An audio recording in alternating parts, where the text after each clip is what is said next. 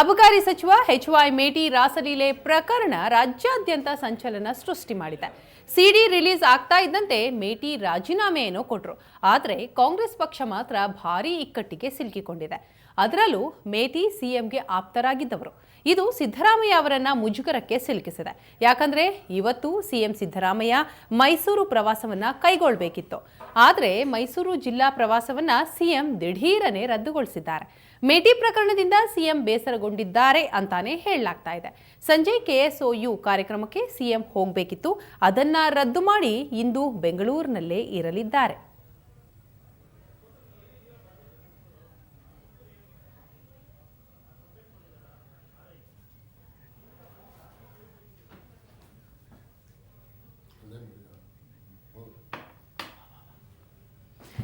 ಈ ಬಗ್ಗೆ ಮತ್ತಷ್ಟು ಮಾಹಿತಿಯನ್ನ ಕೊಡ್ತಾರೆ ನಮ್ಮ ರಿಪೋರ್ಟರ್ ಕಿರಣ್. ಇದೀಗ ನಮ್ಮ ಜೊತೆ ನೇರ ಸಂಪರ್ಕದಲ್ಲಿರ್ತಾರೆ.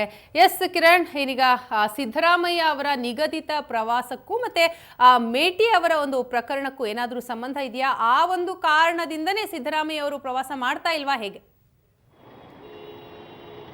ಖಂಡಿತವಾಗಿಯೂ ಕೂಡ ವೀಣಾ, ಈಗಾಗಲೇ ನಿನ್ನೆ ನಡೆದಿರುವಂತಹ ಘಟನೆ ಹಿನ್ನೆಲೆಯಲ್ಲಿ ಮುಖ್ಯಮಂತ್ರಿಗಳು ಸಹಜವಾಗಿಯೇ ಒಂದು ರೀತಿಯ ಮುಜುಗರಕ್ಕೆ ಒಳಗಾಗಿರುವಂಥದ್ದು, ಬೇಸರವನ್ನು ಕೂಡ ವ್ಯಕ್ತಪಡಿಸಿರುವಂಥದ್ದು. ಬಹಿರಂಗವಾಗಿ ಅವರು ಒಂದಷ್ಟು ರೀತಿಯಲ್ಲಿ ಬೇಸರವನ್ನು ವ್ಯಕ್ತಪಡಿಸಿದರು. ಆದರೆ ಆ ಒಂದು ಪ್ರಕರಣ ಅವರಿಗೆ ಒಂದು ರೀತಿಯಲ್ಲಿ ತೀವ್ರವಾದಂತಹ ಘಾಸಿಯನ್ನು ಉಂಟು ಮಾಡಿದೆ ಅಂತ ಸಿಎಂ ಆಪ್ತ ಮೂಲಗಳೇ ಹೇಳ್ತಾ ಇವೆ. ಯಾಕೆಂದರೆ ಎಚ್.ವೈ. ಮೇಟಿ ಅವರು ಮುಖ್ಯಮಂತ್ರಿಗಳ ಆಪ್ತರಾಗಿದ್ದರ ಅನ್ನೋದು ಕೂಡ ಇಲ್ಲಿ ಪ್ರಮುಖವಾಗಿ ನಾವು ಗಮನ ಹರಿಸಬೇಕಾದಂತಹ ವಿಷಯವಾಗಿರುವಂಥದ್ದು. ಯಾಕೆಂದರೆ ಎಚ್.ವೈ. ಮೇಟಿ ಅವರ ಮೇಲೆ ಮುಖ್ಯಮಂತ್ರಿಗಳು ಸಾಕಷ್ಟು ವಿಶ್ವಾಸವನ್ನು ಇರಿಸಿದ್ರು. ಅವರನ್ನ ಸಂಪುಟಕ್ಕೆ ತೆಗೆದುಕೊಳ್ಳುವಂತಹ ಸಂದರ್ಭದಲ್ಲಿ ಸಾಕಷ್ಟು ಕಸರತ್ತನ್ನು ಮಾಡಿ ಮುಖ್ಯಮಂತ್ರಿಗಳು ಅವರನ್ನ ಸಂಪುಟಕ್ಕೆ ತೆಗೆದುಕೊಂಡಿದ್ರು. ಬಹಳಷ್ಟು ಎಲ್ಲರನ್ನು ಎದುರು ಹಾಕಿಕೊಂಡು ಅವರನ್ನ ಸಂಪುಟಕ್ಕೆ ಸೇರ್ಪಡೆ ಮಾಡಿಕೊಳ್ಳುವಂತಹ ಸಂದರ್ಭ ಅಂದಿನ ಸಂದರ್ಭದಲ್ಲಿ ವ್ಯಕ್ತವಾಗಿತ್ತು. ಯಾಕೆಂದರೆ ಮೇಟಿ ಅವರನ್ನ ಸಂಪುಟಕ್ಕೆ ಸೇರ್ಪಡೆ ಮಾಡಿಕೊಳ್ಳುವಂಥ ಸಂದರ್ಭದಲ್ಲಿ ತೀವ್ರವಾದಂತಹ ಸ್ಪರ್ಧೆ ಏರ್ಪಟ್ಟಿತ್ತು.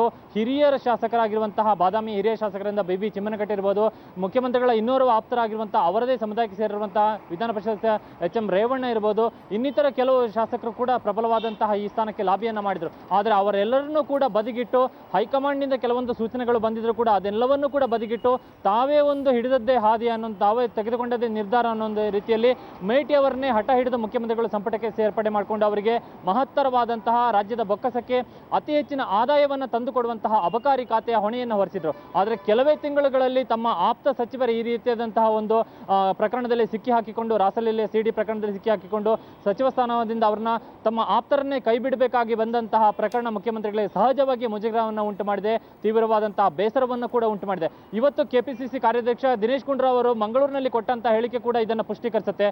ಮುಖ್ಯಮಂತ್ರಿಗಳಿಗೆ ಬೇಸರವಾಗಿದೆ, ಮುಖ್ಯಮಂತ್ರಿಗಳ ಜೊತೆ ನಾನು ಮಾತನಾಡಿದ್ದೇನೆ, ಮುಖ್ಯಮಂತ್ರಿಗಳು ಈ ಪ್ರಕರಣ ಕುರಿತು ಬೇಸರವನ್ನು ವ್ಯಕ್ತಪಡಿಸಿದ್ದಾರೆ ಅನ್ನೋದನ್ನ ಸ್ವತಃ KPCC ಕಾರ್ಯಾಧ್ಯಕ್ಷ ದಿನೇಶ್ ಗುಂಡೂರಾವ್ ಅವರು ಬಹಿರಂಗವಾಗಿ ವ್ಯಕ್ತಪಡಿಸಿದ್ದಾರೆ. ಇನ್ನೂ ಇರುವಂತಹ ಒಂದು ಪ್ರಮುಖ ಅಂಶ ಅಂದ್ರೆ, ಇಷ್ಟು ದಿನಗಳ ಕಾಲ ಮುಖ್ಯಮಂತ್ರಿ ಆದ ನಂತರ ಪ್ರತಿ ಸಾರ್ವಜನಿಕ ಸಭೆಗಳಲ್ಲೂ ಕೂಡ ಮುಖ್ಯಮಂತ್ರಿಗಳು ಬಿಜೆಪಿ ಸರ್ಕಾರದ ಅವಧಿಯಲ್ಲಿ ನಡೆದಂತಹ ಕೆಲವೊಂದು ರಾಸಲೀಲೆ ಪ್ರಕರಣಗಳನ್ನ, ಲೈಂಗಿಕ ದೌರ್ಜನ್ಯ ಪ್ರಕರಣಗಳನ್ನ ಉಲ್ಲೇಖವನ್ನ ಮಾಡ್ತಾ ಇದ್ರು.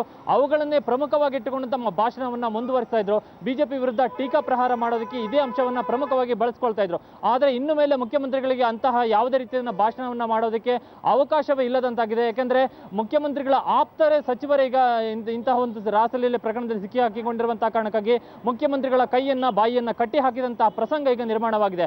ಸಹಜವಾಗಿ ವಿರೋಧ ಪಕ್ಷಗಳ ಮೇಲೆ, ಅದರಲ್ಲೂ ಪ್ರಮುಖವಾಗಿ ಬಿಜೆಪಿಯವರು ತಮ್ಮ ವಿರುದ್ಧ ದಾಳಿ ಮಾಡಿದಂತಹ ಸಂದರ್ಭದಲ್ಲಿ, ವಾಗ್ದಾಳಿ ನಡೆಸಿದಂತಹ ಸಂದರ್ಭದಲ್ಲಿ, ಅಧಿವೇಶನದಲ್ಲೂ ಕೂಡ ಇದೇ ಒಂದು ಬಿಜೆಪಿ ಅವಧಿಯಲ್ಲಿ ನಡೆದಂತಹ ರಾಸಲೀಲೆ ಪ್ರಕರಣಗಳನ್ನೇ ಮುಂದಿಟ್ಟುಕೊಂಡು ಬಿಜೆಪಿ ವಿರುದ್ಧ ವಾಕ್ಪ್ರಹಾರ ನಡೆಸಿದಂತಹ ಮುಖ್ಯಮಂತ್ರಿಗಳಿಗೆ ಇನ್ನು ಮುಂದೆ ಅಂತಹ ಯಾವುದೇ ರೀತಿಯಾದಂತಹ ವಾಗ್ದಾಳಿಯನ್ನ ಬಿಜೆಪಿ ವಿರುದ್ಧ ನಡೆಸೋದಕ್ಕೆ ಅವಕಾಶವೇ ಇಲ್ಲದಂತಹ ಎಲ್ಲ ಅವಕಾಶಗಳು ಬಂದ್ ಆಗಿರುವಂತಹ ಪ್ರಕರಣ ಸಂದರ್ಭ ನಿರ್ಮಾಣವಾಗಿರುವಂತಹ ಕಾರಣಕ್ಕಾಗಿ ತಮ್ಮ ಒಂದು ಆಪ್ತರನ್ನ ಅವರನ್ನ ಜೊತೆಯಲ್ಲಿಟ್ಟುಕೊಂಡು ಅವರನ್ನ ಸಮರ್ಥಿಸಿಕೊಳ್ಳುವಂತಹ ಸಂದರ್ಭದಲ್ಲಿ, ಅಂದ್ರೆ ಮೇಟಿಯವರ ಸಿಡಿ ಪ್ರಕರಣ ವಿಚಾರ ಬಯಲಿಗೆ ಬಂದಂತಹ ಮಾತುಗಳು ಕೇಳಿ ಬಂದಂತಹ ಸಂದರ್ಭದಲ್ಲಿ ದೃಢವಾದಂತಹ ಮಾತುಗಳನ್ನ ಮುಖ್ಯಮಂತ್ರಿಗಳು ಹೇಳ್ತಾ ಇದ್ರು.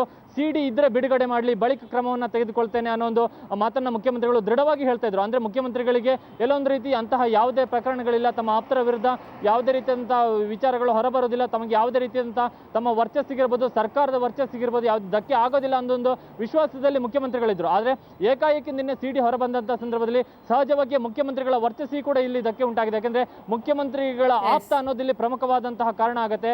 ಹಾಗಾಗಿ ಮುಖ್ಯಮಂತ್ರಿಗಳಿಗೆ ಸಹಜವಾಗಿ ಬೇಸರ ಆಗಿರುವಂಥದ್ದು, ಮುಜುಗರ ಉಂಟಾಗಿರುವಂಥದ್ದು. ಈ ಎಲ್ಲ ಕಾರಣಗಳಿಂದಾಗಿ ಅವರು ತಮ್ಮ ಅಧಿಕೃತವಾಗಿ ಮೈಸೂರಿಗೆ ತೆರಳಬೇಕಾದಂತಹ ಕಾರ್ಯಕ್ರಮವನ್ನು ಅವರು ಮುಂದೂಡಿದ್ದಾರೆ, ರದ್ದುಪಡಿಸಿದ್ದಾರೆ ಅಂತ ಹೇಳಲಾಗಿದೆ. ಶಿಕ್ಷಣ ಇಲಾಖೆಗೆ ಸಂಬಂಧಪಟ್ಟಂತಹ ರಾಜ್ಯ ಮುಕ್ತ ವಿವಿಯಲ್ಲಿ ನಡೀಬೇಕಾಗಿರುವಂತಹ ಕಾರ್ಯಕ್ರಮವನ್ನು ಮುಖ್ಯಮಂತ್ರಿಗಳ ಉದ್ಘಾಟನೆ ಮಾಡಬೇಕಾಗಿತ್ತು.